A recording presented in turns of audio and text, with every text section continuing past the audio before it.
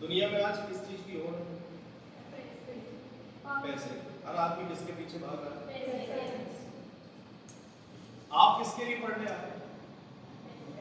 पैसे और पावर दोनों के, है ना? तो दुनिया में भी दो चीजों की होड़ पहले से ही है, पैसे और पावर की। क्योंकि जितना पैसा होगा उतनी पावर होगी, ये बात इसमें कोई दो राय नहीं।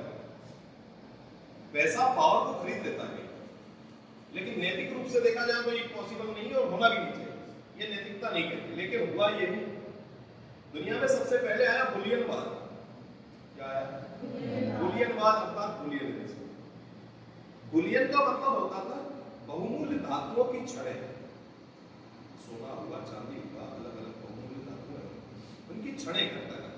तो यूरोप के जो शासक थे, उन शासकों ने अलग अलग देशों के बारे में पता किया कि भाई अलग अलग देशों में बहुत सोना है। जैसे हम घाना को गोल्ड कोस्ट के नाम से जानते थे, अफ्रीकी कंट्री है घाना, जैसे गोल्ड कोस्ट कहा जाता है कि घाना में बहुत सोना है। अच्छा, ज्योग्राफी हमने पढ़ी तो महाद्वीपीय विस्थापन सिद्धांत पढ़ा था, तब भी हमने ये पढ़ा था महाद्वीपीय विस्थापन सिद्धांत में क्या ब्राजील का जो तट है, अगर उसको मैं अफ्रीका के पश्चिमी तट से जाकर मिला दूं तो फिट हो जाएगा। और ब्राजील के पूर्वी तट पर कुछ कोशिकाएं हैं जिनमें गोल्ड सेडिमेंट्स पाए जा रहे हैं, स्वर्ण निक्षेप पाए जा रहे हैं। और घाना में भी गोल्ड मिलता था, मतलब घाना लगा हुआ था। ये हमें कहां से उधर ज्योग्राफी से क्लियर हुआ। तो घाना को गोल्ड कोस्ट कहा गया। गोल्ड कोस्ट इसलिए कहा गया क्योंकि वहां से गोल्ड निर्यात कर दिया जाता था, बाहर भेज दिया जाता था। तो पहले क्या था, यूरोपियन राजाओं ने अपने यहाँ से अलग अलग व्यापारियों को भेजा कि सब जगह से भाई आप जाइए और अपने यहाँ पर बुलियन इकट्ठा कीजिए। बुलियन कोई भी बात या कोई भी कॉन्सेप्ट या कोई भी थ्योरी जब अपने चरम पर पहुंचती है तो उस चरम पर पहुंचने के बाद में वो थोड़ी सी डाइवर्ट हो जाती है, उसका डाइवर्जन हो जाता है, या उसके चरम पर पहुंचने पर उसके अपोजिशन में एक और थ्योरी जनरेट हो जाती है। जैसे साम्राज्यवाद जब बढ़ जाता है, जब साम्राज्यवाद बढ़ जाता है, इंपीरियलिज्म का विस्तार हो जाता है, तो उस देश के नागरिकों में राष्ट्रवाद की भावना जागृत होती है। तो हर बात या हर कॉन्सेप्ट के बढ़ने पर दूसरा कॉन्सेप्ट खड़ा होना ही है। तो बुलियनवाद भी अपने चरम पर पहुंचा, वो भी एक ना एक दिन तो खत्म होना था। सबकी आयु होती, भले वो वाद हो या वाद करने वाला वादी हो। फिर आया कमर्शियलिज्म, वाणिज्यवाद। वाणिज्यवाद क्या था? जाओ और व्यापार करो और वहां से सामान खरीदो, बेचो और वाणिज्य करो, पैसा लाओ, अपना देश चलाओ। तो साहब अलग अलग दुनिया के महाद्वीपों की खोज होना प्रारंभ हुई। एक गया, भारत के लिए निकला था कौन? कोलंबस। स्पेन से कौन निकला था? कोलंबस निकला, काय के लिए? भारत। लेकिन पहुंच कहां गया? जाना था जापान, पहुंच गया चीन, समझ गए ना? कहां पहुंचा? अमेरिका। कैरेबियन कंट्रीज में पहुंच गया। जाके देखा तो के साथ माहौल तो वही है, क्योंकि वो भी कर्क रेखा पर स्थित है, ये माहौल तो वही है, वैसे नहीं थे। वहां पाए जाते थे रेड इंडियंस, वहां की जो मूल जनजाति थी रेड इंडियंस थी। और वो हम जैसे ही, जो हमारा मेलानिन है वैसा ही मेलानिन की मात्रा उनकी बॉडी में पाई, इसलिए वो लगे कैसे भारतीय जैसे। पहुंच गया साहब, लेकिन गलत था। तो फिर पुर्तगाल के राजा ने कहा कि देखो स्पेन का व्यापारी फेल हो चुका है, आप एक काम करो, आप जाओ। तो वास्को डी गामा चला पूरे अफ्रीका का चक्कर काटते हुए, केप ऑफ गुड होते हुए भारतीय पश्चिमी तट अर्थात कराईकल में पहुंचा, केरला के कराईकल में, और भारतीयों के साथ व्यापार करना प्रारंभ कर दिया। ये उस दौर का आगमन था, ये उस दौर की शुरुआत थी जो हमारे लिए भविष्य में कालांतर में कहीं ना कहीं बहुत दुर्भाग्य बनने वाला। आए थे व्यापारी बन के यूरोपियंस, लेकिन वही यूरोपियन भारत में अधिकार को लेकर आपस में लड़ने लगे। वही भले पुर्तगाली हो, भले ही वो फ्रांसीसी हो, भले ही वो ब्रिटिशर्स हो, भले ही वो हॉलैंड वासी हो, कोई भी हो, उनका सबका उद्देश्य कहां पर पहुंच चुका था? भारतीयों पर अधिकार करना, एकाधिकार करना, मोनोपोली लाना। तो वाणिज्यवाद का भी अपना एक चरम आएगा। तो ये वाणिज्यवाद का दौर चला 1600 से लेकर 1757। 1757 का इसलिए यूज कर रहा हूं क्योंकि यहाँ पर आ जाती है the battle of Plassey, Plassey की लड़ाई। किसकी लड़ाई आ जाती बेटा? प्लासी की लड़ाई आ जाती, द बैटल ऑफ प्लासी। 1757 तक ये दौर चला, कॉलोनियल एरा था, औपनिवेशिक राज्य बना। अच्छा, औपनिवेशिक राज्य जो था क्या ये यहीं तक था? 1757 तक नहीं, 1757 तक तो एक वाणिज्यवाद का दौर चल रहा था। किसका दौर चल रहा था बेटा? वाणिज्यवाद। वाणिज्यवाद का दौर। अब 1757 के बाद में होती है एक और लड़ाई, 1764 की लड़ाई, जिसे कहा जाता है the battle of Buxar, Buxar का युद्ध, जो 3 भारतीय शासकों, कौन कौन से, अवध का नवाब, बंगाल का नवाब और भारत में मुगल बादशाह जो थे उनका, और सामने कौन रहता है? ब्रिटिशर्स। ब्रिटिशर्स की सेना को लीड कर रहा होता है हेक्टर मुनरो, और दोनों की सेना होता है गंभीर युद्ध, और उस युद्ध का परिणाम निकलता है कि ब्रिटिश सेना जीत जाती है और तीनों हार जाते हैं, और ब्रिटिशर्स को मिल जाती है, ब्रिटिश ईस्ट इंडिया कंपनी को मिल जाती है 3 प्रमुख राज्यों की दीवानी अर्थात राजस्व व्यवस्था संभालने की जिम्मेदारी। वो 3 राज्य कौन कौन से थे? बंगाल, बिहार और उड़ीसा। हमने पढ़ा था 1765 में इलाहाबाद की संधि हुई। Yes sir. इलाहाबाद की संधि से इनको 3 राज्यों की दीवानी मिल जाती है। दीवानी का मतलब होता है एक प्रकार से सारे कलेक्टिव पावर जो है, कलेक्शन की जो पावर है वो इनके हाथ में आ जाना। काय का कलेक्शन? किसका collection? The revenue collection, tax collection. Tax. तो भैया पैसा अगर जब कलेक्ट करने लग जाएंगे, रेवेन्यू कलेक्ट करने लग जाएंगे, तो उनकी पावर में और बढ़ोतरी होगी। जितना पैसा बढ़ता है उतनी पावर बढ़ती चली जाती है, ये सिद्धांत है। तो 1757 से 1764 तक इन्होंने अपने आप को अस्तित्व में लेकर आए, बनाया अस्तित्व, और 1764 से लेकर 1857 तक एक दौर चलता है जिसे कहा जाता है ब्रिटिश ईस्ट इंडिया कंपनी का दौर। 1857 की लड़ाई तक ब्रिटिश ईस्ट इंडिया कंपनी का दौर चल रहा है। 1757 से लेकर 1857 लगभग 100 सालों तक ब्रिटिश ईस्ट इंडिया कंपनी ने भारत को भरपूर लूटा। ये दौर था वाणिज्यवाद का दौर। लेकिन यही वाणिज्यवाद बदल चुका था अब किसमें? साम्राज्यवाद, इंपीरियलिज्म। ये वाणिज्यवाद किसमें बदल चुका था? साम्राज्यवाद में बदल चुका था। साम्राज्यवाद का मतलब होता है मेरे साम्राज्य को फैलाना, और उसके लिए मुझे जो करना पड़े वो करना।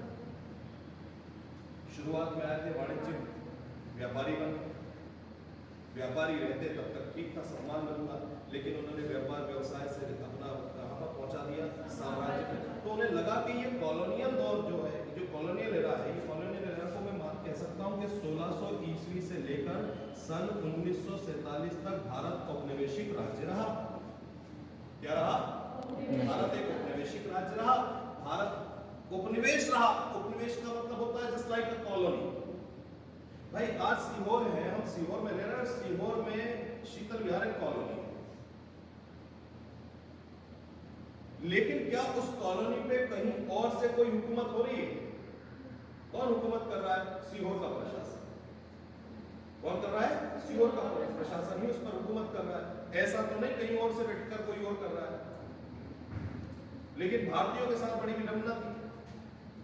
भारत दक्षिण एशिया में मौजूद है, यूरोप में कोई छोटा सा देश, वहां पर रानी बैठी हुई है और भारतीयों पर प्रशासन करवा रहे हैं। के साथ वो तो हमारी कॉलोनी है, उनकी कॉलोनी भी बहुत बड़ी थी, हम उसकी कॉलोनी थे। कब तक कॉलोनी रहे? 1600 ईस्वी से लेकर 1947 लगभग 300 साल, 300 साढ़े 300 साल तक हम उसकी कॉलोनी बने रहे। ये दौर कौन सा चला?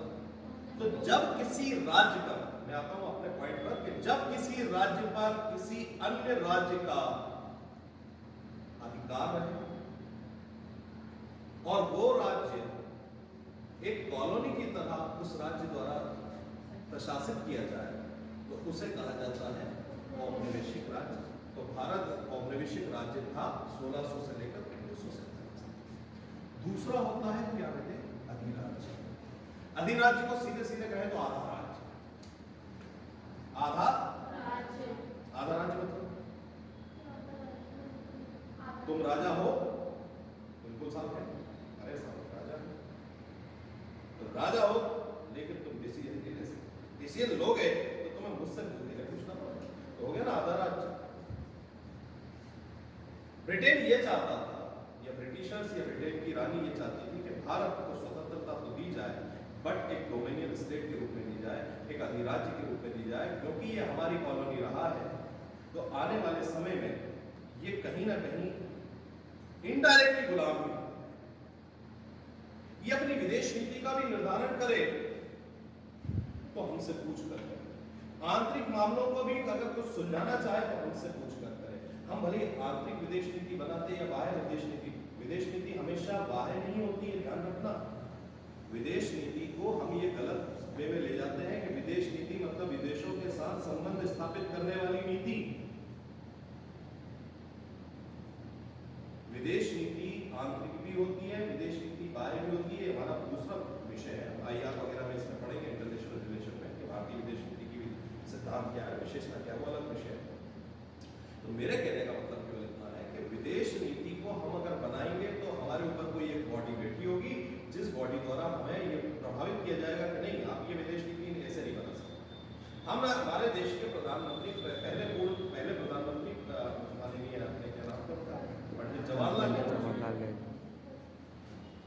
मार्शल टीटो के साथ मिलकर और नासिर महोदय के साथ मिलकर नाम लेकर आए थे। नाम मतलब नॉन अलाइंड मूवमेंट। क्या लेकर आए थे? नॉन अलाइंड मूवमेंट, यानी कि गुट निरपेक्ष आंदोलन। और उस गुट निरपेक्ष आंदोलन का सार यह निकला कि गुट निरपेक्ष नीति लेकर आ गई, और गुट निरपेक्ष नीति ही आज हमारी देश की राष्ट्रीय नीति है।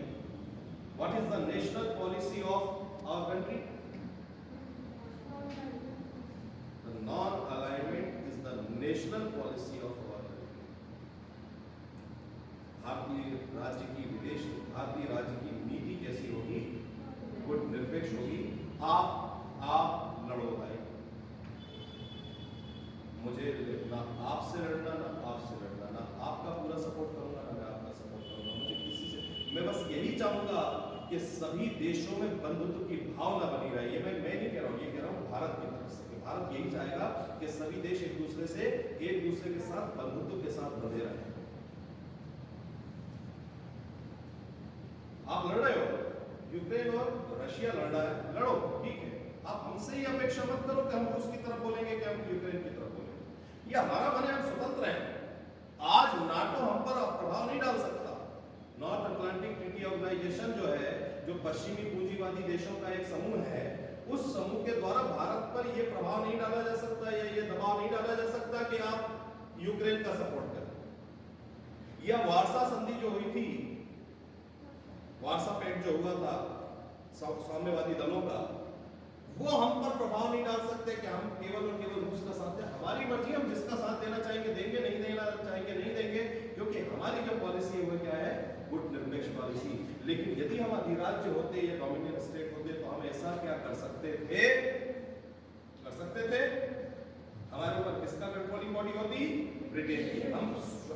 हम शासन कर रहे होते, हम स्वतंत्र होते, परंतु हमारे मामलों में हम स्वतंत्र निर्णय, तो वो क्या हो गया?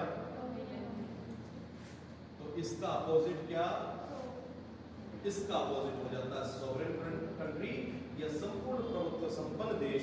अब संपूर्ण प्रभुत्व संपन्न देश का मतलब यह हुआ कि हम किसी भी तरह के डिसीजन लेने में किसी पर आश्रित नहीं। हमें जो डिसीजन लेना होगा हम अपने मन से लेंगे, हमारे देश की जनता के हितों को ध्यान में रखते हुए लेंगे, ना कि अंतरराष्ट्रीय दबावों में लेंगे। थोड़ा बहुत प्रभाव पड़ता था जम्मू कश्मीर का, तो अब तो प्रधानमंत्री हमारे देश के ऐसे आए हैं कि साहब वो प्रभाव भी खत्म कर दिया। अब वो जम्मू कश्मीर और लद्दाख को भी एक केंद्र शासित प्रदेश बना दिया, और उस पर अच्छा, मैं किसी पार्टी विरोधी बात नहीं कर रहा हूँ, लेकिन मैं सीधे से बताओ कि इससे पहले की सरकारों ने ये करा था? क्यों नहीं करा? क्योंकि अंतरराष्ट्रीय दबाव है। हम पूरी तरह से सॉवरेन कंट्री तो थे, परंतु व्यवहारिक तौर पर उस सॉवरेनिटी को हम निभा नहीं पाते। हम कभी अमेरिका के दबाव में आ जाते थे, कभी रशिया के दबाव में आ जाते थे, कभी चाइना के दबाव में आ जाते थे। प्रधानमंत्री नरेंद्र मोदी ने ये काम बहुत अच्छा करा कि किसी का दबाव अपने ऊपर आने नहीं दिया, उन्होंने अपना डिसीजन लिया, क्योंकि हम तो पूरी तरह सॉवरेन कंट्री है भाई। हमारे देश की प्रस्तावना ये कहती है, संविधान की प्रस्तावना ये कहती है कि भारत एक संपूर्ण प्रभुत्व संपन्न राज्य होगा। ये हमारे संविधान में राज्य व्यवस्था का स्वरूप बताया है। तो संपूर्ण प्रभुत्व संपन्न का मतलब है कि हम अच्छा, हमारे इसमें आप वेब में देखिएगा ये इस मैप में आपने ऊपर तक का पार्ट देखते हैं।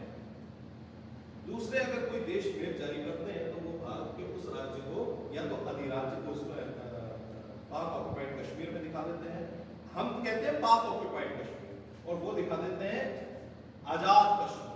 क्या कहते हैं? आजाद कश्मीर। मतलब पाकिस्तान ने एक सोच बना रखी है कि ये आजाद कश्मीर है। कोई आजाद कश्मीर नहीं, आजाद कश्मीर भारत के साथ ही आजाद है। विलय पत्र पर हस्ताक्षर हुए थे हरि सिंह द्वारा, तो भारत का ही अंग है और अभिन्न अंग है और हम मानेंगे। हम कहते हैं कि भारत की सबसे ऊंची चोटी कौन सी है? के साथ माउंट केटू, लेकिन आती किसमें है? वो वहां पर पाक ऑक्युपाइड कश्मीर में, तो वो हमारा ही तो हिस्सा है। इसलिए तो हम कहते हैं कि भारत का सबसे ऊंचा बिंदु कौन सा होगा? साहब माउंट केटू गॉड गिवन।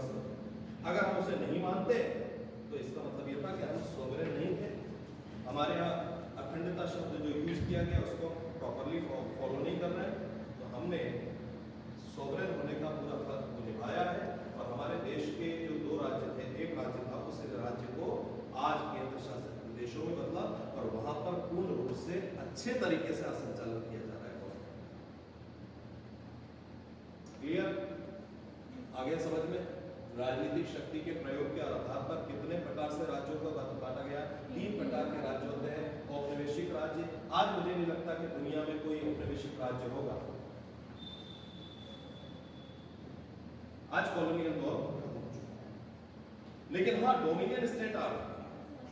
अधिराज्य आज भी, जैसे कि Australia is a dominion state, आज भी अधिराज्य नहीं है, लेकिन अधिकांश देश संपूर्ण प्रभुत्व संपन्न देश, क्योंकि वो अपने डिसीजन खुद लेते हैं, किसी का दबाव में। क्लियर? दूसरा हेडिंग डालिएगा, समाजवाद। समाजवाद